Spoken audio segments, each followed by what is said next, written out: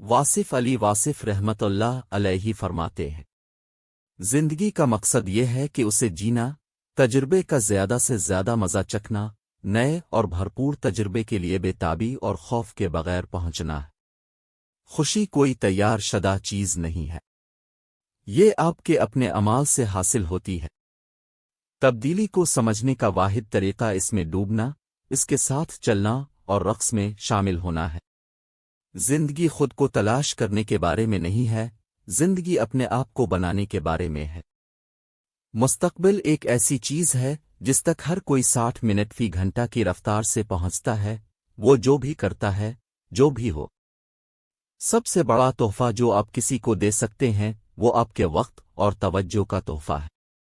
زندگی موسیقی کی طرح ہے، اسے کان، احساس اور جبلت سے تشکیل دینا چاہیے، اصول سے نہیں۔